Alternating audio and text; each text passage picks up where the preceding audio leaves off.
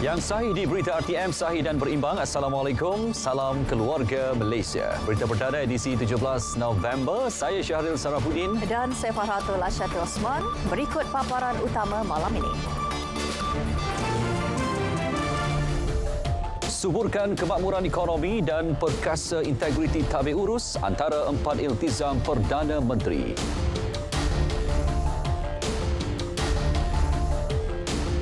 PDRM jamin keselamatan hari pengundian Sabtu ini.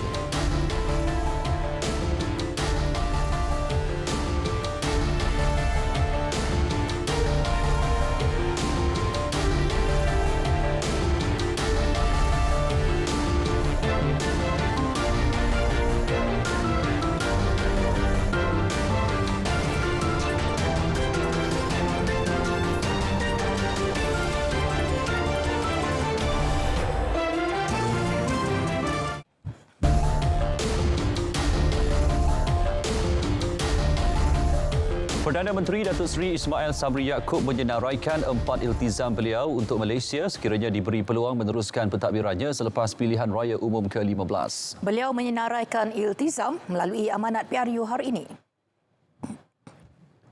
Datuk Seri Ismail Sabri memaklumkan iltizam pertama menyatupadukan rakyat demi kesejahteraan dan kebajikan keluarga Malaysia.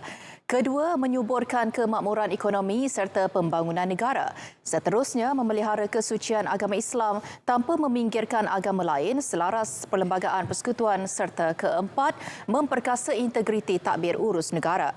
Perdana Menteri berharap seluruh iltizam dapat dilaksanakan sekiranya semua pengundi memberi kepercayaan untuk beliau dan Barisan Nasional menerajui negara.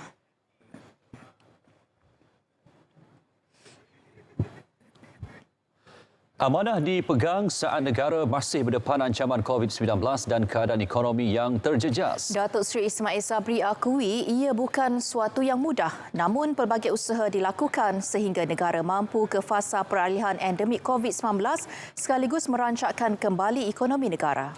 Mengimbau ketika diberi mandat menerajui negara pada 21 Ogos tahun lalu, Datuk Seri Ismail Sabri mengangkat sumpah sebagai Perdana Menteri ketiga pada penggal yang sama iaitu 2018 hingga 2022 selepas berlaku peralihan tiga kerajaan dalam tempoh 3 tahun yang juga ibarat episod gelap kepada negara.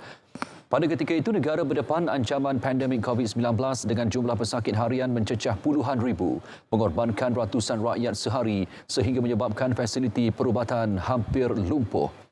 Tidak cukup dengan itu, katanya, negara berdepan krisis ekonomi dengan jumlah pengangguran meningkat lebih 700,000 orang dan banyak sektor perniagaan terpaksa gulung tikar serta rakyat hilang mata pencarian. Sepanjang tempoh 15 bulan penerajuan beliau, 15 inisiatif telah dicapai. Datuk Seri Ismail Sabri menegaskan keadaan bertambah baik namun masih banyak yang perlu dilaksanakan untuk menjadi sebuah negara bangsa yang teguh bersama dan kembali dihormati di persada dunia. Beliau yang juga penyandang kerusi Parlimen Bera sejak 2004 berharap dapat membawa negara terus maju ke hadapan. Orang ramai dinasihat agar tidak terperdaya dengan sebarang berita palsu yang membangkitkan kegelisahan dan menimbulkan kegusaran awam menjelang PRU ke-15. Ketua Polis Negara Tan Sri Akril Sani Abdullah Sani menerusi satu kenyataan berkata tindakan tegas akan diambil ke atas pihak yang cuba menimbulkan provokasi yang boleh mengancam keselamatan negara. Dalam pada itu, pelbagai elemen telah digerakkan PDRM bagi memastikan kelancaran hari mengundi Sabtu ini terjamin. Setakat ini, proses penamaan calon telah berjalan dengan lancar walaupun terdapat beberapa insiden terpencil yang berjaya ditangani dengan baik. Keadaan keselamatan sepanjang tempoh berkempen juga terkawal tanpa berlaku sebarang insiden yang menggugat ketenteraman awam. Ada berita palsu yang sengaja direka oleh pelbagai pihak demi menarik perhatian pengundi terutama pada fasa akhir kempen PRU ke-15. Justru Menteri Komunikasi dan Multimedia Tan Sri Anwar Musa mengingatkan orang ramai supaya berwaspada dengan maklumat disebarkan menerusi media sosial. Jadi cabaran kepada orang ramai ialah untuk menapis berita-berita yang sedemikian supaya tidak mudah terpengaruh dengan apa saja yang kita lihat di hadapan. Kita ada agensi-agensi rasmi seperti bernama RTM yang hanya melaporkan berita-berita yang tepat dan benar serta cepat. Saya harap itu dapat membantu rakyat untuk mendapatkan pemberitaan yang sahih. Namun begitu kita tak boleh menyekat sosial media misalnya, tapi perlulah ada tapisan-tapisan. Tan Sri Anwar mengulas mengenai berita tular di media sosial berkaitan ramalan dan dapatan kajian Badan Bebas berhubung sentimen penerimaan pengundi terhadap Barisan Nasional. Beliau berkata demikian kepada media selepas menghadiri Majlis Sekalung Budi Menkom di Putrajaya.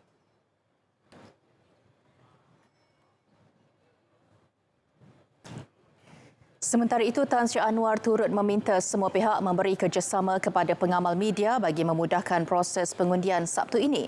Ini bagi memastikan rakyat mendapat laporan terkini berkaitan PRU ke-15 dengan tepat dan cepat. Semua petugas-petugas media melalui suasana yang cukup mencabar. Pertama, dalam suasana cuaca yang lembap dan ada hujan lebat di banyak tempat, tapi tugas perlu diteruskan. Keduanya, kempen daripada semua pihak yang bertanding juga semakin rancak dan semuanya perlu dibuat liputan, dan pada masa yang sama pada hari mengundi lebih-lebih lagi untuk mengumpul penjumlahan undi sampailah kepada peringkat membilang undi dan sampai memberikan keputusan. Jadi saya ucapkan selamat bertugas kepada semua rakan-rakan media di seluruh negara daripada semua agensi berita. Pengundi tidak perlu bimbang untuk keluar mengundi kerana penularan wabak COVID-19 terkawal. Jelas Menteri Kesihatan Khairi Jamaluddin, statistik minggu lalu menunjukkan bilangan kes baharu turun 13.4%.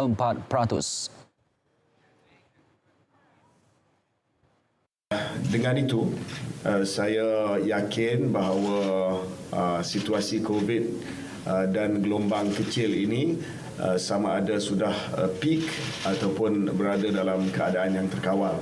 Cuma nasihat daripada KKM adalah untuk kita terus berwaspada dan berhati-hati, lebih-lebih lagi pada hujung minggu ini. Beberapa hari yang ada, hari Khamis, Jumaat dan juga Sabtu pada hari pengundian, sebab ini akan menyebabkan kesesakan di tempat-tempat ceramah, las ceramah dan juga di tempat pusat-pusat pengundian. So please be vigilant, please be careful. It is safe for you to go and cast your votes. Selamat untuk anda keluar mengundi. Dan saya telah minta pandangan daripada semua pakar dan mereka kata the latest wave is under control. Mengulas mengenai pengundi kesihatan awam, Khairi memaklumkan tiada saluran khas disediakan untuk pengundi dijangkiti COVID-19. Sebaliknya, pengundi dijangkiti perlu memaklumkan kepada pegawai kesihatan yang ditugaskan di pusat mengundi untuk mengiringinya mengundi. Kalau COVID positif, please identify yourself. Ya, tolong mengenalkan diri kepada petugas KKM. Dan selepas itu, petugas KKM akan semak status dalam MySejahtera. Dan semalam saya sebut tak ada saluran khas untuk mengundi positif COVID. Maknanya dia pergi saluran biasa. Tetapi pesakit COVID-19 ataupun yang positif COVID-19 akan diiringi oleh petugas KKM sehingga pintu masuk bilik mengundi. Maksudnya mereka tidak akan beratur. They will not queue with the other voters. Satu undi sangat berharga. Berpegang prinsip itu, warga kota memanfaatkan cuti am dan tol percuma yang diberi kerajaan untuk balik ke kampung halaman bagi menunaikan tanggungjawab mengundi pada Sabtu ini. Sejak lewat petang tadi, ribuan warga kota kini berada di Lebuh Raya menuju ke destinasi masing-masing. Untuk perkembangan di Lebuh Raya Utama Negara, kita bersama wartawan Adelia Habibullah di Pusat Pengurusan Trafik Lembaga Lebuh Raya Malaysia LLM Bangi. Silakan. Ya betul Syahril dan Farhatul. Ketika ini saya berlintas langsung dari Lembaga Lebuh Raya Malaysia LLM Bangi bagi membawakan kepada anda perkembangan aliran trafik di lebuh raya utama di Malaysia. Dan kita terus sahaja ke paparan skrin di belakang saya ini. Jadi kita boleh saksikan ya di lebuh raya Genting Sempah kenderaan sedikit perlahan kerana struktur jalan yang agak mendaki dan pertambahan bilangan kenderaan juga dapat dilihat. Kemudian kita terus ke Plaza Tol Gombak, kita dapat saksikan berlaku sedikit kesesakan di sini, bagaimanapun ia masih terkawal. Kemudian kita terus ke lebuh raya yang menuju ke selatan di mana kita dapat saksikan pertambahan bilangan kenderaan dan dijangka akan terus meningkat sehingga tengah malam ini. Dan seterusnya kita ke lebuh raya menuju ke utara, kita dapat saksikan pergerakan kenderaan sedikit perlahan dan juga pertambahan dijangka akan terus meningkat sehingga tengah malam ini. Dan untuk saya berbicara lebih lanjut mengenai aliran trafik ini, bersama saya ketika ini ialah Tuan Syed Muhammad Faizal selaku Ketua Pusat Pengurusan Trafik LLM. Tuan, jadi mungkin boleh kongsikan jangkaan pihak LLM menjelang tengah malam sehingga esok pergerakan aliran trafik. Okey, terima kasih kepada Adlia. Okey, pihak LLM memang menjangkakan keadaan trafik banyak di lebuh raya betul, terutamanya lebuh raya Utara Selatan, lebuh raya Pantai Timur, lebuh raya KL Karak dan juga lebuh raya di sekitar Lembah Kelang. Jadi pihak LLM menjangkakan hampir 4 juta kenderaan yang akan menggunakan lebuh raya pada musim ini bermula daripada 18 hingga 21 November ini di mana orang ramai akan mula pulang ke kampung untuk membuat yang penting untuk mengundi lah dan juga mengambil peluang untuk pulang ke kampung lah.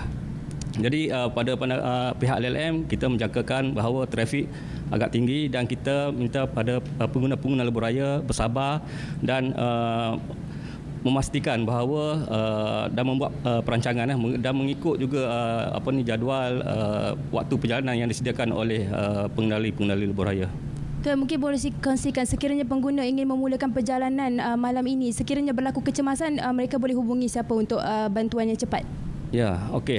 Sekiranya pengguna-pengguna mengalami kecemasan di lebuh raya, pengguna-pengguna boleh menghubungi hotline LLM iaitu 1800887752 ataupun pengguna-pengguna juga boleh memuat naik aplikasi LLM Info Trafik untuk mendapatkan nombor-nombor hotline syarikat konsesi bagi mendapatkan bantuan segera sekiranya berlaku kemalangan di lebuh raya.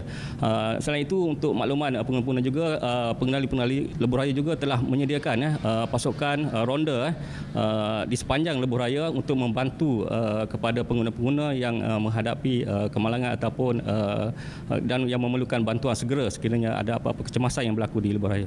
Baik, terima kasih Tuan. Dan saya kira setakat ini saja perkembangan yang saya dapat kongsikan langsung dari LLM Bangi ini, dan saya kira rakan setugas saya Tina yang berada di Plaza Tol Gombak sudah bersedia dengan laporannya. Silakan Tina.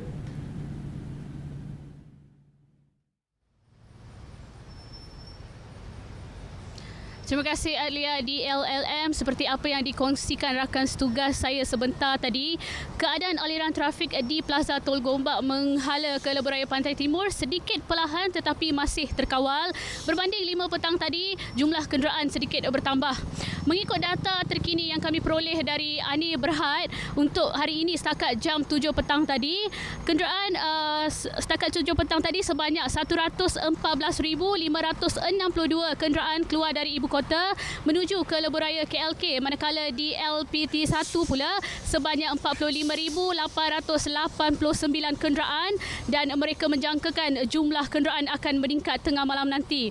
Dan juga seperti sedia maklum, mulai jam 12:01 saat lewat malam ini, pembayaran tol adalah percuma selama 2 hari sempena pilihan raya umum ke-15 Sabtu ini. Bagaimanapun anda tetap diingatkan untuk menyentuh kad Touch 'n Go setiap kali keluar dan masuk kaunter pembayaran tol. Pihak Ani Berhad juga menasihati orang ramai untuk memastikan bila anda masuk dan keluar lebuh raya menggunakan mod yang sama. Contohnya, masuk menggunakan lorong Touch 'n Go, keluar juga menggunakan Touch 'n Go. Jika masuk menggunakan lorong Smart Tag, keluar juga guna Smart Tag dan lain-lain. Saya juga ingin membawa sedikit maklumat berkenaan penutupan sementara dan juga info trafik. Stesen minyak Petronas RNR Gambang arah timur tutup sementara bagi kerja-kerja menaik taraf tangki minyak bawah tanah, serta surau dan tandas Plaza Kuantan dan Jabur turut tutup sementara susulan penyelenggaraan. Info trafik setakat jam 8 malam, trafik di exit Lebuhraya KL Karak ke arah Kuantan, trafik perlahan 2.3 km dari kilometer 23.7 hingga kilometer 26. Sementara di exit Gombak ke Bukit Tinggi, trafik perlahan 14.6 km dari kilometer 28.1 hingga kilometer 42.7. Dari Bukit Tinggi ke Lentang pula 3 km trafik perlahan dari kilometer 47 hingga kilometer 50 berikutan pertambahan kenderaan. Sementara di LPT Tahap 1 trafik lancar di sepanjang Lebuhraya di kedua-dua hala. Pastikan kesiapsiagaan dilakukan sepenuhnya sebelum mula perjalanan. Pandulah cermat, semoga selamat sampai ke destinasi demi melaksanakan tanggungjawab masing-masing. Kembali ke studio. Baik, terima kasih Tidak untuk perkembangan semasa di Plaza Tok Gombak dan juga Adliah untuk perkembangan di LLM seketika saja tadi. Ini pula di Kelantan, aliran trafik perlahan di Jalan Kuala Lipis Gua Musang dan Gua Musang Kuala Krai sejak pagi tadi dan dijangka terus meningkat sehingga malam esok. Awal sepatutnya esok orang cuti umur, kerajaan umur dah cuti, cuma saya ambil cuti awal sehari untuk mengelak daripada jam lah. Harap-harap mungkin dalam 1 jam 2 lagi saya mungkin sampailah ke Radhawan. Sebab saya tak balik ikut Kerai, saya biasa balik ikut Dabur. Daripada sini Gua Musang, Dabur, Jeli, Dabur, itulah sampai ke Radhawan je. Tadi ada 2 tempat yang jam. Satu dekat Bandar Raub. Tak tahulah kenapa dalam Bandar Raub tu jam. Lepas tu dekat Dong, dekat sungai Pasu. Ada air naik banjir. So kat situ ada sedikit jam lah. Maknanya saya delay 2 jam lah.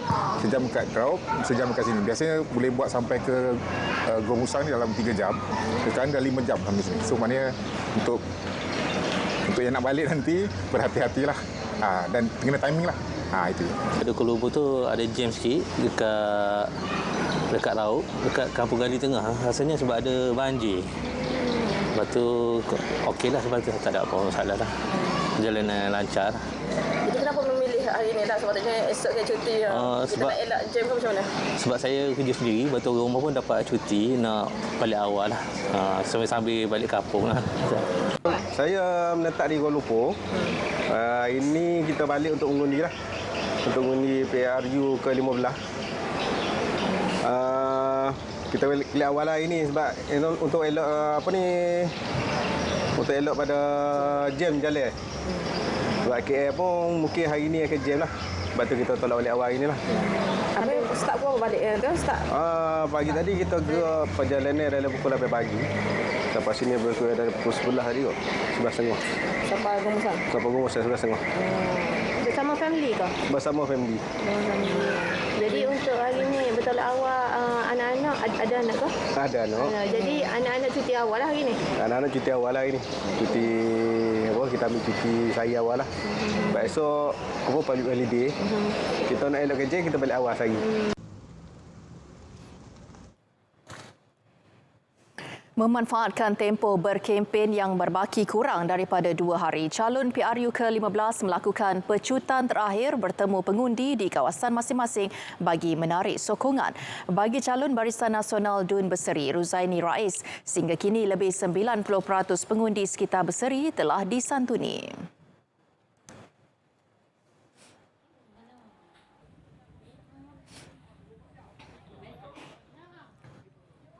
Dalam kami ziarah kasih tadi ini, kami memberi beberapa persoalan lah kepada mereka. Antaranya kami bertanya lah untuk pelajar ini macam mana, adakah mereka nak pergi dengan anak-anak, dan kebanyakannya mereka berkata mereka akan pergi dengan jentera Barisan Nasional lah untuk mengambil mereka untuk keluar mengundi di pusat-pusat mengundi yang berada di sekitar kawasan Berseri ini. Calon Barisan Nasional Cuping yang juga penyandang kerusi Asmaiza Ahmad pula memaklumkan hubungan yang terjalin dengan masyarakat setempat sejak menjadi wakil rakyat pada 2013 memudahkannya mendekati pengundi. Kita tak akan putus asa. Selagi ada masa, kita akan terus menyantuni rakyat sampailah besok, sampailah jam 12 malam besok. Jadi kita dah rancang pelbagai aktiviti yang saya sentiasa turun padang, sentiasa mendampingi rakyat dan itulah yang kita akan buat sebaik mungkin. Dan bukan kerana masa kempen saja kita turun jumpa rakyat ni, tapi sebelum ni pun kita dah menyantuni rakyat. Bagi calon Perikatan Nasional Parlimen Kangar, Zakri Hassan, selesa mengunjungi pengundi dari rumah ke rumah di kesemua 5 kawasan Dewan Undangan Negeri bagi mengedarkan sendiri risalah mengenai dirinya. Aktiviti dilaksanakan seawal pukul 7 pagi hingga ke tengah malam dalam meraih sebanyak mungkin sokongan di parlimen tersebut. Sementara itu, 3 calon mewakili warisan bagi Parlimen Padang Besar pula terus mendekati pengundi sekitar berseri dengan tumpuan kepada pengundi dalam kalangan masyarakat Cina di Pekan Kaki Bukit.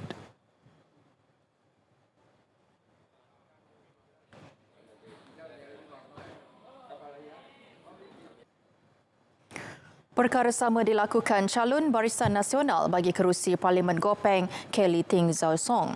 Beliau telah berjumpa kira-kira 90% pengundi yang terdiri daripada pelbagai kaum.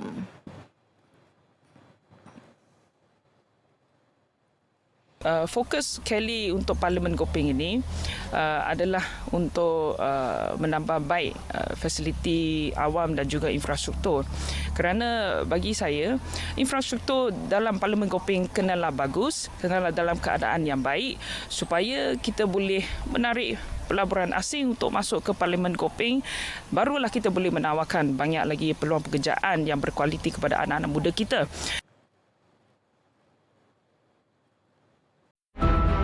Baris disusun, bergerak mengikut strategi. Pertempuran atas satu tujuan. Yang tewas harus berundur. Andai salah percaturan, kawan menjadi lawan.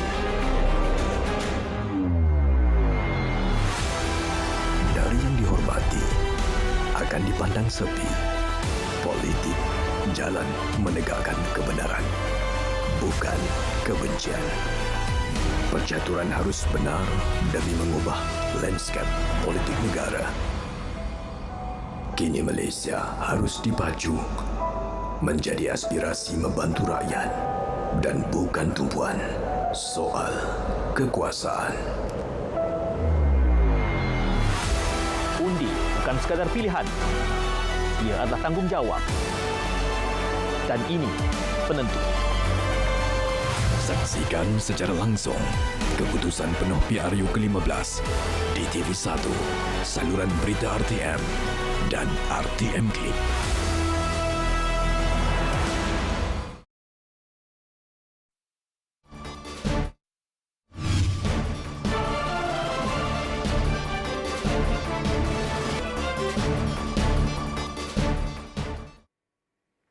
Assalamualaikum dan salam sejahtera. Kita mulakan laporan cuaca pada hari ini dengan memberi penumpuan kepada ramalan cuaca signifikan yang telah dikeluarkan sebentar tadi. Berikutan dengan terdapatnya penumpuan angin di kawasan perairan pantai di negeri Kelantan dan juga Terengganu, juga turut melibatkan kawasan di sekitar utara dan juga tengah negeri Sarawak. Dan keadaan ini boleh mengakibatkan keadaan hujan berserta ribut petir dan ianya berkuat kuasa daripada 18 sehingga 19 November 2022. Selain daripada itu, mulai 21 sehingga 24 November pula, penumpuan angin kini berubah ke Selat Melaka pula dan ianya boleh berpotensi menyebabkan pembentukan garis badai yang membawa kepada hujan berserta ribut petir dan juga angin kencang melibatkan kawasan-kawasan di sekitar negeri-negeri di pantai barat Semenanjung Malaysia, terutamanya di sebelah pagi. Seterusnya, Met Malaysia juga telah mengeluarkan amaran hujan lebat berterusan peringkat waspada melibatkan kawasan yang telah ditandakan dengan warna kuning di negeri Sarawak pada ketika ini dan ianya berkuat kuasa sehingga 18 November 2022. Baik, seterusnya kita lihat pula kepada paparan gemar radar pada ketika ini. Tinjauan cuaca semasa menunjukkan keadaan hujan lebat masih lagi berlaku melibatkan kawasan di sekitar pantai timur negeri Pahang dan juga sedikit di sekitar perairan pantai timur negeri Terengganu. Juga kita dapat lihat hujan masih lagi dicerap melibatkan kawasan di sekitar pedalaman negeri Perak pada ketika ini. Dan keadaan hujan ini kita jangka akan kembali reda dalam tempoh masa 2 hingga 3 jam. Manakala bagi negeri-negeri di sebelah Malaysia Timur pula kita dapat lihat hujan masih lagi sedang berlaku melibatkan kawasan di sekitar tengah negeri Sarawak. Dan keadaan hujan ini kita jangkakan boleh berlarutan sehingga ke lewat malam nanti. Bagi negeri Sabah, kita dapat lihat di sini keadaan cuaca cerah di hampir keseluruhan bahagian. Baiklah, sekian sahaja laporan cuaca daripada Map Malaysia buat masa kini. Sebelum kita berpisah, kita lihat dulu ramalan cuaca bagi bandar-bandar utama di seluruh Malaysia. Saya Linda Hanif, Assalamualaikum dan salam sejahtera.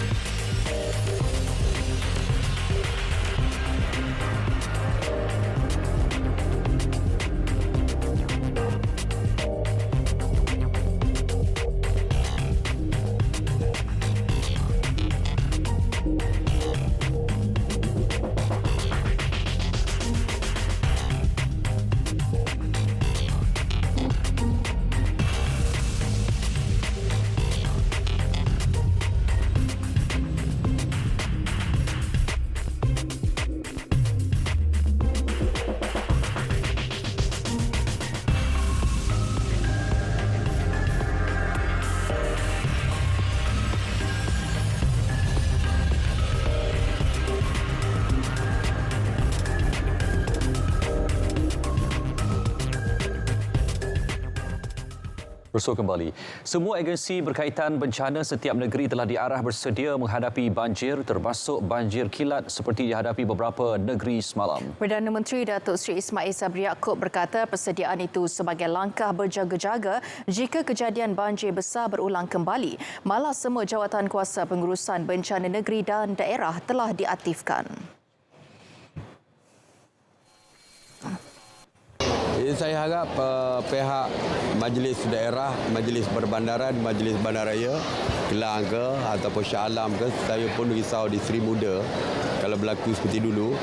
Jadi saya haraplah perangkat negeri, State Secretary mesti memastikan bahawa jawatan kuasa pengurusan bencana negeri ready.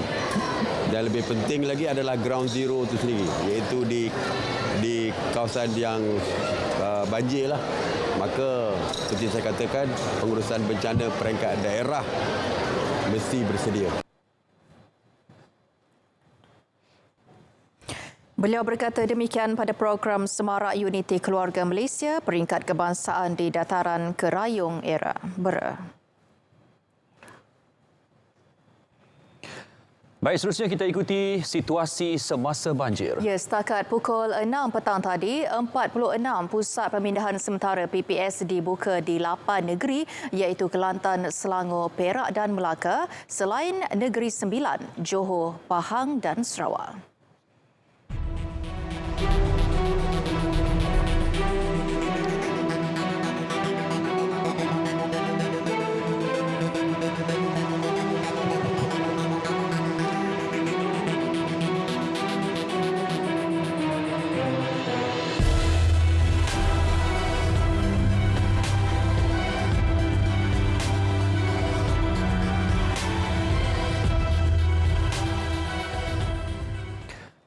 Ekosistem politik yang stabil merupakan asas penting dalam pembangunan ekonomi. Entiti kerajaan yang tetap dan kukuh membolehkan sesebuah negara keluar dari sebarang krisis. Dalam fasa peralihan ke endemik dan sebagai persediaan menghadapi gelombang ekonomi global lebih mencabar tahun hadapan, kestabilan politik amat dituntut ketika ini. Laporannya bersama Asni Fatin Anwar. Bank Dunia menjangkakan pertumbuhan ekonomi global lebih suram pada tahun 2023. Unjuran awalnya turut disemak turun daripada 3% kepada 1.9%. Ketegangan geopolitik berlanjutan, gangguan rantaian bekalan, kenaikan kos sara hidup dan kadar inflasi antara faktor utama yang mempengaruhi unjuran itu. Sebagai negara kecil yang mengamalkan ekonomi terbuka, Malaysia juga tidak boleh mengelak daripada terkena tempiasnya.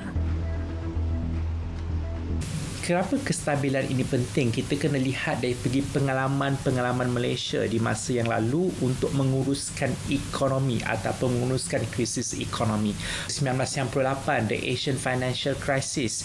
2008, subprime crisis yang bermula daripada Amerika Syarikat dan merebak kepada negara-negara yang lain.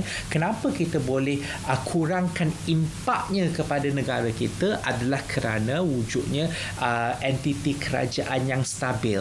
Apabila kerajaan ini stabil, mereka boleh meluluskan sebarang dasar, sebarang langkah-langkah proaktif dan sebagainya, dan akhirnya kita dapat lihat ia berkurangan kepada negara kita. Justeru menerusi mandat kukuh, sesebuah kerajaan dapat melaksanakan pelbagai rencana dan usaha untuk meningkatkan taraf hidup rakyat dan ekonomi negara. Kestabilan politik juga menjadi jaminan dan isyarat negara menawarkan persekitaran yang kondusif kepada pelabur asing dan domestik. Pelabur inginkan satu kesinambungan polisi, ya, dan kesinambungan polisi itu hanya boleh dilakukan sekiranya entiti kerajaan itu stabil dan kukuh. Kita kena lihat juga implikasi yang lain sekiranya kerajaan bertukar dan sebagainya. Ia mendatangkan sentimen ketidaktentuan pasaran juga sebenarnya. Dan bagaimana kita nak menangani satu masalah, satu krisis fiskal dan keuangan, ia juga ada terlibat kait dengan sebuah kestabilan kerajaan. Apa yang diperlukan? Kepimpinan yang berupaya melunaskan visi jangka panjang dengan tadbir urus cekap. Selain memastikan pemulihan serta momentum pertumbuhan ekonomi kekal dalam landasan terbaik seperti dicatatkan sepanjang 9 bulan pertama tahun ini. Jadi apa yang pengundi akan ingin lihat adalah rancangan atau plan ataupun program ataupun inisiatif dari segi dasar-dasar yang akan menguatkan lagi sistem jaringan keselamatan sosial kita, dasar-dasar yang akan memastikan bahawa golongan yang berisiko untuk jatuh ataupun susah akan dilindungi. Tapi dalam konteks ini sebenarnya ini bukan soal untuk menguji populariti. Kamu muda ataupun tua. Rakyat sekarang ini menuntut wakil rakyat mampu berbahas di Dewan Rakyat untuk menggubal polisi menentukan halu tuju negara yang lebih jelas. Ya, untuk membuat polisi berkenaan dengan pemulihan ekonomi yang dapat meredakan kesusahan rakyat terbanyak. Kesepakatan dalam kepimpinan memainkan peranan penting dalam menentukan hala tuju ekonomi negara seterusnya. Berbeza ideologi mahupun pendapat, kepentingan rakyat harus dijadikan matlamat bersama. Asnifatin Anwar, RTM. Menteri Komunikasi dan Multimedia Tan Sri Anwar Musa optimis menteri baharu yang bakal menggantikan tempat beliau selepas ini akan meneruskan usaha dilaksana Kementerian Komunikasi dan Multimedia KCOM. Ini dalam memastikan setiap projek atau inisiatif yang dirangka kementerian dapat dibuat mengikut garis masa yang ditetapkan.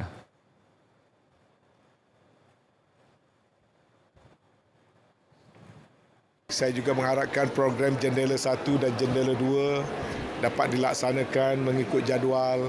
Saya mengharapkan program Point of Presence di 4,000 sekolah di seluruh negara yang telah kita keluarkan arahan kerja kepada semua kontraktor melalui satu sistem tender terbuka yang teratur juga dapat dilaksanakan. Dan saya juga mengharapkan dapat merakyatkan program ekonomi digital oleh MDEC. Dan saya juga sebenarnya kita ada banyak kluster yang penting, media, industri penyiaran, industri kreatif, industri telekomunikasi, semuanya adalah sangat penting di saat ini.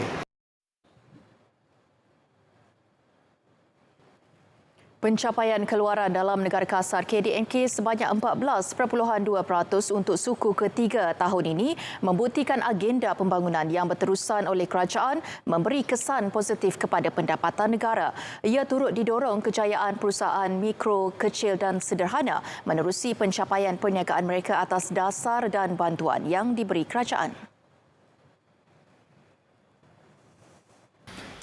Pemberian bantuan-bantuan juga mempunyai kesan, dua kesan. Kesan yang pertama ialah dia benar-benar menolong kumpulan yang berpendapatan rendah dan tidak mampu untuk terus hidup disebabkan kenaikan harga barang dan kos hidup. Dan ini membantu lebih daripada 8 juta isi rumah yang dengan bantuan ini merangsang mereka untuk berbelanja. Katanya inisiatif berkenaan telah meningkatkan perbelanjaan isi rumah sekaligus melonjakkan KDNK negara.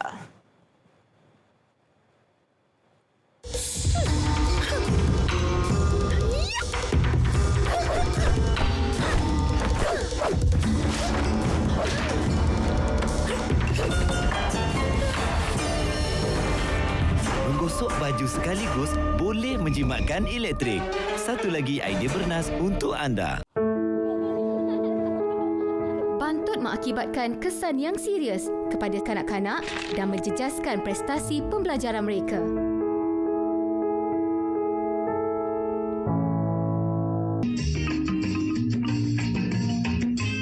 Malaysia menjadi impian kita semua, pastinya yang terbaik untuk masa depan negara. Negara yang bakal kita warisi kepada anak cucu kita. Hari inilah detiknya kita mencorak sebuah negara yang stabil, aman dan sejahtera. Inilah tanggungjawab kita bersama menunaikan mandat menentukan pucuk pimpinan negara. Kita perlu lakukan dengan yakin dan bijaksana. Menilai dengan matang dan rasional. Tanggungjawab di bahu kita. Dan kita perlu lakukannya bersama. Jangan nafikan hak kita. Hak memilih, peluang membantu negara terus maju dan sejahtera. Ayo, lunaskan hak kita. Tanggungjawab sebagai rakyat Malaysia.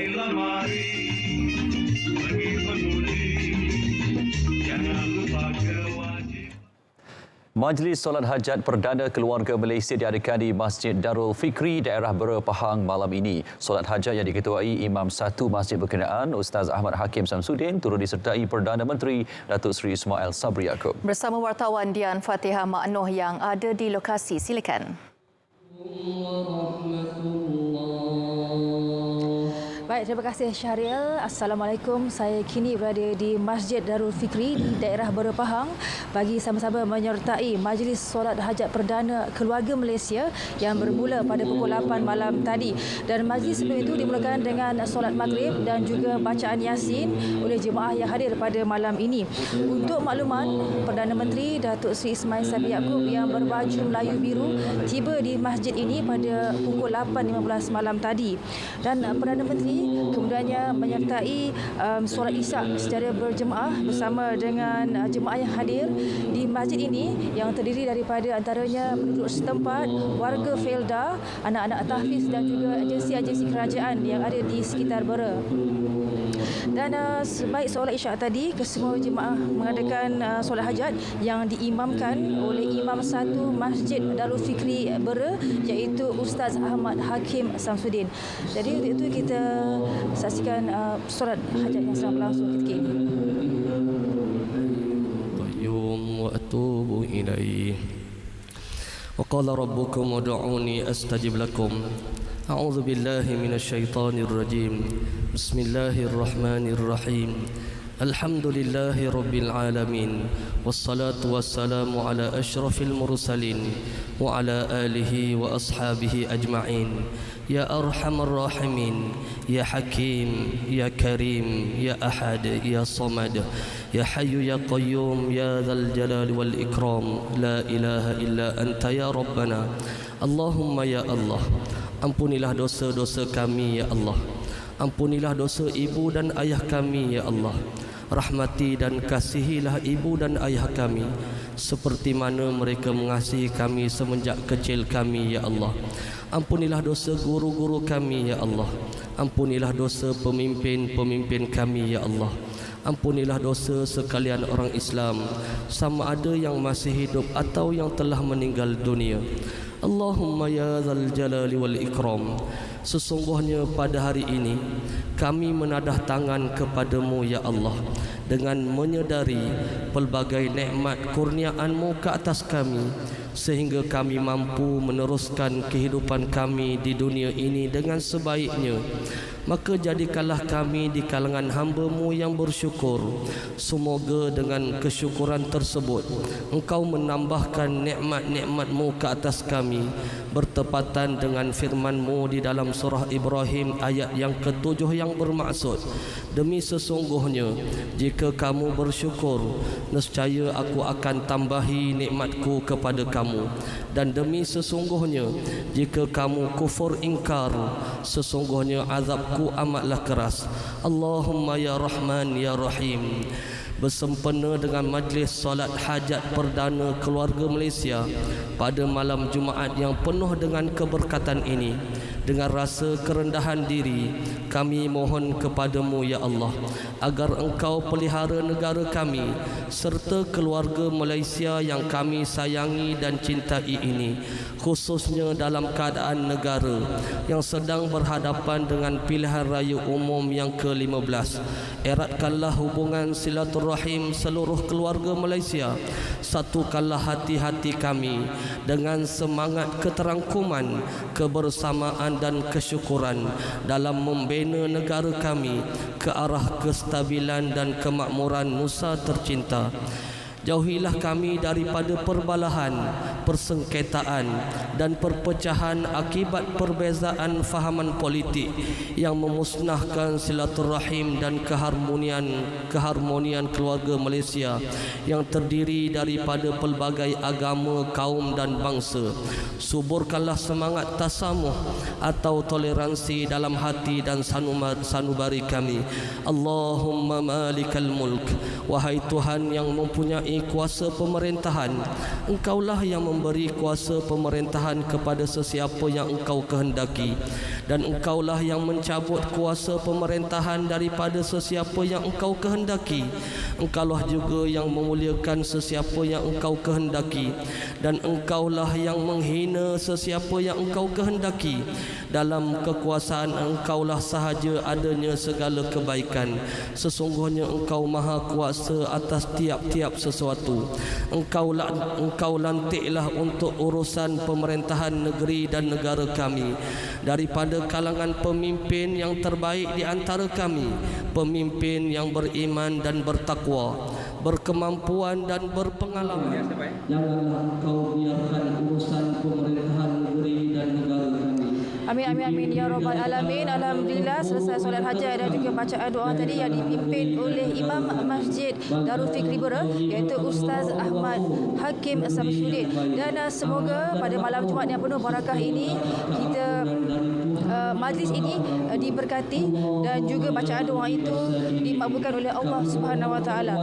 Dan sekian setakat ini langsung dari Masjid Darul Fikri Bera Pahang yang sahih di RTM #MyPR15 kembali ke Kasaburi bersama Syaril dan juga Farhatu. Silakan. Baik, terima kasih Dian secara langsung dari Bera seketika tadi. Seterusnya kita akan ikuti perkembangan sukan bersama Syairul Islam. Silakan Syairul. Dianggap venue neutral bagi aksi final kejohanan edisi ke-96. Debaran Perancis pada Piala Dunia 2022 mula dirasai.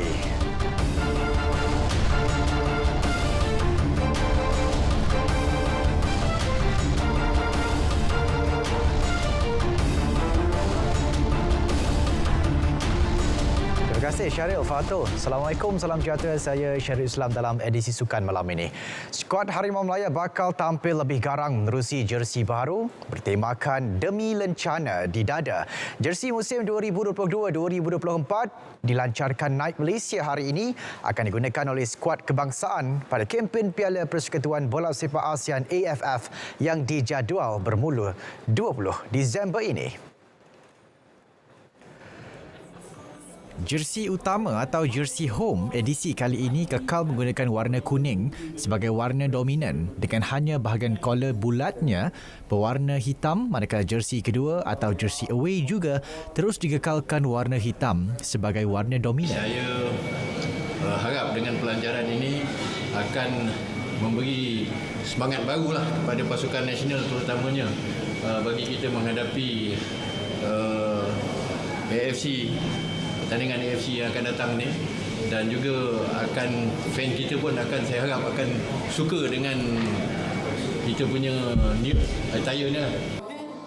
Majlis pelancaran berlangsung di Football Republic Sunway Pyramid Selangor hari ini dengan disempurnakan oleh Presiden FAM Datuk Hamidin Muhammad Amin. Skuad Harimau Melaya bakal berdepan dua perlawanan antarabangsa Tier 1 menentang Kemboja dan Maldives pada 9 dan 14 Disember 2022 sebagai persiapan menghadapi Piala AFF 2022. Liga Bola Sepak Malaysia MFL mengumumkan Stadium Nasional Bukit Jalil SNBJ sekali lagi menjadi pilihan venue perlawanan akhir Piala Malaysia 2022 yang dijadual berlangsung 26 November ini. Menurut Ketua Pegawai Eksekutifnya, Stuart Ramalingam, pemilihan SNBJ dianggap venue neutral bagi aksi final kejohanan edisi ke-96 itu.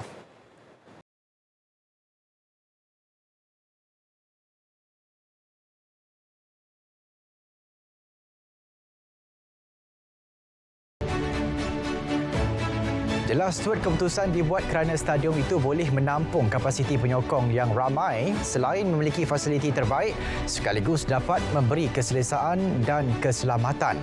Dalam pada itu, Stuart berkata, meskipun MFL berdepan dengan peningkatan kos penganjuran, harga tiket perlawanan akhir Piala Malaysia 2022 dikekalkan seperti perlawanan akhir Piala FA tahun ini. Harga tiket adalah serendah RM50 dan RM70 bagi general admission, manakala RM150 pula untuk premium grandstand serta VIP grandstand berharga RM200. Tambah beliau, proses jualan tiket final akan ditentukan oleh pasukan finalis seperti dilakukan sebelum ini kerana dengan cara sedemikian, tiket yang diperuntukkan kepada setiap kelab dapat dibeli oleh penyokong mereka secara sama rata dan adil. Baik, ini perkembangan aksi separuh akhir pertama Piala Malaysia. Selangor FC akhirnya berjaya mencalarkan ego Terengganu TFC dengan kemenangan 3-1 dalam aksi yang berlangsung di Stadium Majlis Bandaraya Petaling Jaya semalam. Keputusan itu membolehkan juara 33 kali itu meraih bekalan selesa bagi aksi separuh akhir kedua Isnin ini. Kejayaan itu menyaksikan Selangor menamatkan rekod 9 kemenangan berturut-turut skuad penyu dalam kesemua pertandingan. Ia juga meneruskan pencapaian tanpa kalah skuad Red Giants sejak dibimbing Tan Cheng Ho pada September lepas. Dalam perlawanan tersebut, TFC terlebih dahulu di depan menerusi sepakan percuma Kapten Cek Kipre pada minit ke-19. Skuad kendalian Muhammad Nafuzi Zain itu berpeluang menambah jaringan menerusi pemain sayap Muhammad Faisal Abdul Halim dan Manuel Ott, namun berjaya diselamatkan penjaga gol Muhammad Khairul Azhan Muhammad Khalid. Sebaliknya, Selangor berjaya menyamakan kedudukan hasil tandukan pertahanan Richmond Teteh Angkrah pada minit ke-37. Gol tersebut membakar semangat Selangor FC yang kemudian berjaya menggandakan kedudukan menerusi penyerang sensasi Harrison Kayon. Momentum tersebut diteruskan pada babak kedua dengan giliran pemain pertahanan Syarul Nazim Zulbakar menanduk masuk gol ketiga Selangor 9 minit selepas rehat. Kedudukan 3-1 itu kekal sehingga tamat permainan sekaligus menyaksikan TFC berdepan tugas getir pada aksi timbal balik kedua di laman sendiri Isnin ini. Negeri Selangor yang diberikan penghormatan. Sementara itu, Ketua Jurulatih Selangor FC Tan Cheng Ho mengingatkan anak buahnya bahawa misi mereka ke final Piala Malaysia belum lagi dicapai kerana masih ada 90 minit permainan yang perlu disudahkan.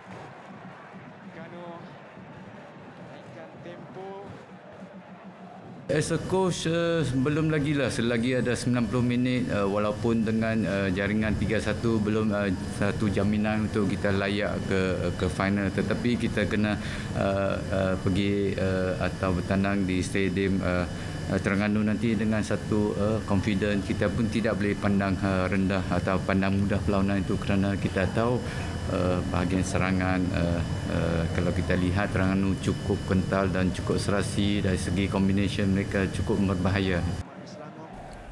Sementara itu, bagi pengendali TFC Muhammad Nafuzi Zain, kelekaan anak buahnya di atas padang telah membuka peluang Selangor mendapat 3 gol menerusi set piece. Dari segi performa player, rasa kita bermain dengan baik. Walaupun kita bermain di Selangor, ialah cuma kelekaan kita lah dari segi set piece corner kick dan kita bolos 3 gol lah. Kita tewak sebab kita bolos 3 game melalui set piece dan kita menjadikan gol. Itu saja. Kita kena tahu kualiti yang ada pada Selangor dari segi hantaran, dari segi cayon, dari segi defender. Tu Selangor menggunakan advantage lah dari segi rumah kita. Beliau bagaimanapun yakin skuad penyu mampu bangkit menebus kekecewaan tersebut pada aksi kedua di laman sendiri pada 21 November ini. Hasrat jaguh perseorangan profesional negara Lizija untuk layak ke final Jelajah Dunia Persekutuan Badminton Dunia BWF pada bulan depan di Bangkok tidak kesampaian. Ia susulan kekalahan pemain nombor dunia itu pada aksi pusingan kedua terbuka Australia 2022 di Queen's Centre Sydney menentang Liu Guangzhou dari China hari ini. Dalam saingan tersebut, pemain pilihan utama kejohanan itu memenangi set pertama 22-20 sebelum kecundang 15-21, 16-21 dalam 2 set seterusnya yang berlangsung selama 70 minit. Kekalahan itu bermakna pemain berusia 24 tahun tersebut kekal di kedudukan ke-9 ranking jelajah dunia BWF dengan 54,930 mata di belakang Guangzhou yang berada di kedudukan ke-8 dengan 56,310 mata. Hanya pemain di kedudukan 8 teratas layak ke final jelajah dunia BWF pada Disember ini. Baik, kita beralih ke perkembangan Piala Dunia FIFA 2022. Skuad kebangsaan Perancis tiba di Qatar dengan misi mempertahankan kejuaraan yang dimenangi mereka 4 tahun lalu. Perancis antara pasukan tumpuan yang telah berada di Qatar menjelang pembukaan rasmi kejohanan itu pada 20 November ini. Perancis yang dibarisi pemain bintang seperti penyerang PSG Kylian Mbappe dan peledak berbisa Real Madrid Karim Benzema akan turun dengan misi mengulangi pencapaian di Rusia 4 tahun lalu. Dalam kempen itu, skuad Le Bleu menjulang trofi Piala Dunia kedua mereka dengan menewaskan Croatia 4-2 di final. Ketua jurulatihnya, Didier Deschamps, telah pun melaungkan keyakinan untuk mempertahankan kejuaraan tersebut dalam 2 edisi berturut-turut selepas Brazil melakukannya pada tahun 1958 dan 1962. Perancis yang kali pertama menjuarai Piala Dunia pada 1998 bakal memulakan kempen 2022 ini menentang Australia Rabu depan. Turut diundi dalam kumpulan D bersama mereka ialah Denmark dan Tunisia. Piala Dunia FIFA 2022 akan membuka tirainya di Doha awal pagi Isnin ini dengan tuan rumah Qatar menentang Ekuador.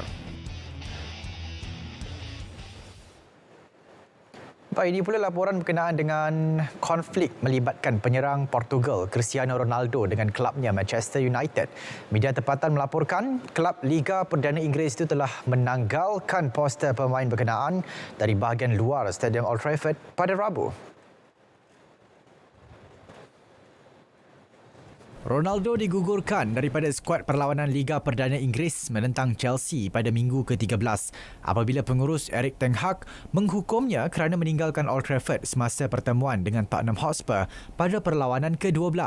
Ronaldo yang menghadiri temu bual dengan Piers Morgan di Talk TV pada Isnin mendedahkan beliau berasa dikhianati oleh Manchester United dengan mendakwa ten Hag cuba memaksanya keluar daripada pasukan. Pemenang Ballon d'Or 5 kali itu kini beraksi bagi kali kedua bersama Manchester United selepas bermain untuk Real Madrid dan Juventus selama beberapa musim. Ronaldo menjadi pemain pertama dalam sejarah yang merekod 700 gol bulan lepas apabila menjaringkan gol menentang Everton dalam perlawanan Liga Perdana Inggeris.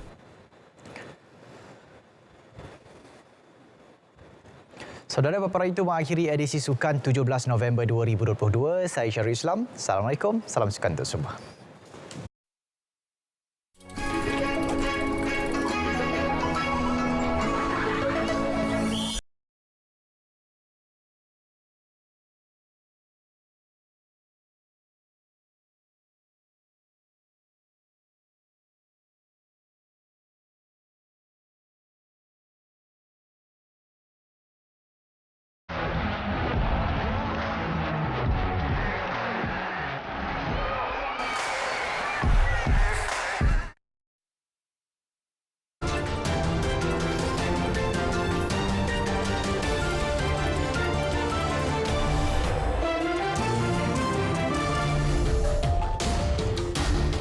Baik, peluang mendekati burung tak mampu dinikmati setiap orang. Asal nak dekat je, mesti terbang. Ya, namun lain pula cerita buat pemuda yang bertuah ini. Kita saksikan dalam hashtag.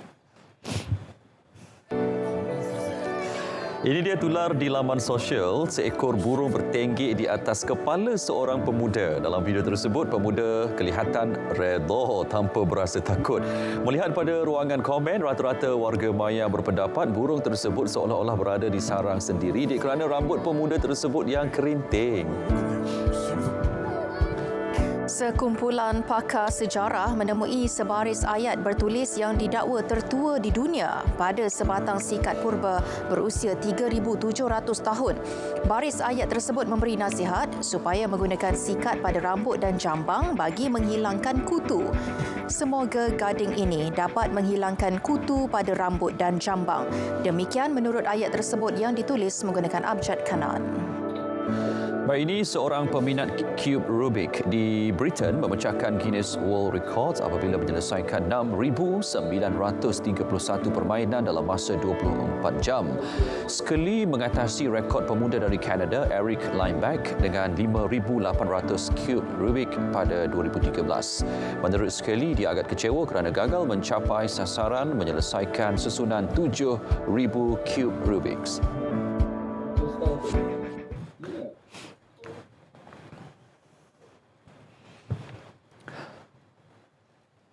Baik, berita perdana 17 November 2022 berakhir di sini. Jangan lupa untuk dapatkan perkembangan sahih sepanjang masa melalui portal berita.rtm.gov.my. Yang sahih di RTM #myPRU15. Dengan itu, Assalamualaikum. Salam keluarga Malaysia.